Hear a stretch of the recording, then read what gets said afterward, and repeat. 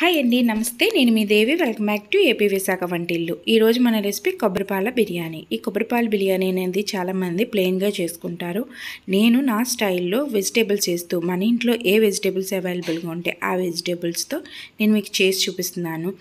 అన్నం అనేది పొడి పొడిగా చాలా టేస్టీగా తిని కొద్దీ తినాలనిపించేలా కమ్మగా ఉంటుందండి ఈ కొబ్బరిపాల బిర్యానీ.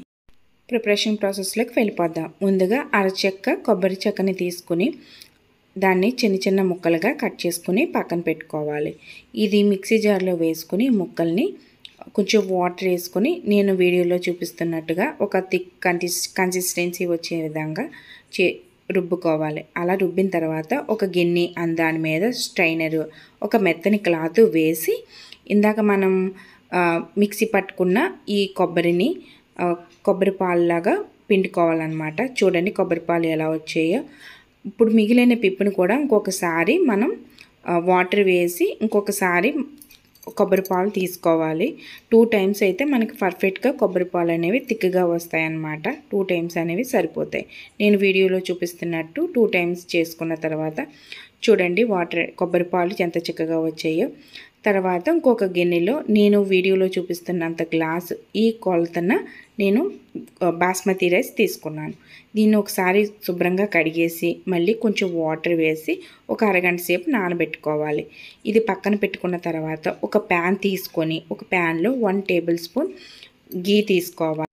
2 టేబుల్ స్పూన్ల ఆయిల్ వేసుకోవాలి. మీకు నెయ్యి ఇష్టం లేకపోతే మొత్తం ఆయిల్ వాడుకోవచ్చు. తర్వాత 2 చిన్న సైజు దాల్చిన చెక్క, ఒక జాపత్రి, అనాస పువ్వులు 2, మరాఠీ మొగ్గలు 3 బిర్యానీ ఆకులు. ఈ 3 కలిపి కొంచెం సేపు ఇలా ఆయిల్లో వేపుకున్న తర్వాత ఇందులోకి పచ్చిమిరపకాయలు పొడిగా కట్ చేసినవి ఒక 3 పచ్చిమిరపకాయలు, తర్వాత చిన్న సైజు ఉల్లిపాయలు నేను 3 తీసుకున్నానండి.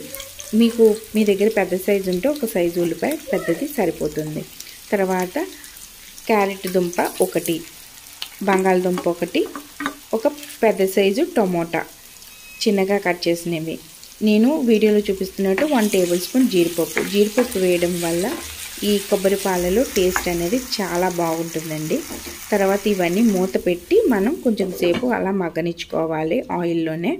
తర్వాత ఒక 5 మినిట్స్ పోయిన తర్వాత ఇవి కొంచెం వేగాయి కదా, ఇందులో మనం 1 స్పూను అల్లం వెల్లుల్లి పేస్ట్ వేసుకోవాలి. ఈ అల్లం వెల్లుల్లి పేస్ట్ వేసి అది కొంచెం బాగా ఆయిల్లో వేగిన తర్వాత 1 స్పూను సాల్ట్, 1 స్పూను కారం. నేను పసుపు అనేది చాలా తక్కువ వేసాను, ఒక చిటికెడు వేసినా సరిపోతుంది. మనకి కొబ్బరి పాలు కాబట్టి మనకు కొంచెం వైట్ కలర్లో రావాలనే ఉద్దేశంతో నేను పసుపు అనేది కొంచెమే వేసాను. ఈలోపు బాస్మతి రైస్ని మనం ఒక స్ట్రైనర్లో వేసి వడకట్టుకోవాలి. ఇలా స్ట్రైనర్లో వేయడం వల్ల మనకు వాటర్ అనేది మొత్తం పోతుంది. తర్వాత మనకి ఇంకా వాటర్ అనేది మనకు పక్క కొలతలతో ఉంటుందన్నమాట. సో ఈ స్ట్రైన్స్ చేసిన తర్వాత ఈ బాస్మతి రైస్ని కళాయిలో వేసేసుకొని మనం రైస్ని అంతా బాగా కలుపుకోవాలి. ఈలోపు నేను ఈ కొబ్బరి పాలని కొలుచుకుంటున్నాను. నాకు ఒక గ్లాసు, మళ్ళీ గ్లాసులో ఒక పావంతు కొబ్బరి పాలు వచ్చాయి. ఈ పావంతు కొబ్బరి పాలలో రిమైనింగ్ నేను వాటర్ వేసుకున్నాను. మొత్తం 2 గ్లాసుల పాలు వేసినట్టు లెక్కగా వేసుకున్నాను. ఈ కొలిచిన పాలని మనం ఇందాక బిర్యానీ రైస్లోకి వేసేసుకోవాలి. ఈ రైస్లో వేసిన తర్వాత గరిటెతోటి బాగా మొత్తం కలుపుకోవాలి. కలిపిన తర్వాత కొత్తిమీర జల్లుకొని మూత పెట్టుకుని ఉడకబెట్టుకోవాలి. అదే మీరు కుక్కర్లో చేస్తున్నట్టయితే 1.5 గ్లాస్ అయితే సరిపోతుంది. చూడండి మనకి ఇలా పొంగులు వస్తున్నాయి కదా, కొంచెం ఉడికినట్టు.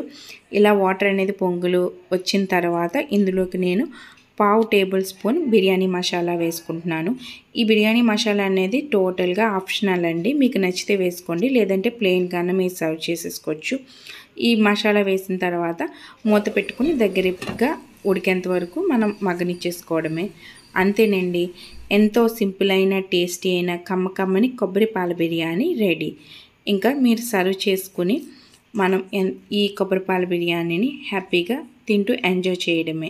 ఈ వీడియో మీకు నచ్చినట్టయితే ఏపీ విశాఖ వంటిల్లు ఛానల్ని లైక్ చేసి షేర్ చేసి సబ్స్క్రైబ్ చేసుకుని పక్కనున్న బెల్ ఐకాన్ క్లిక్ చేయండి.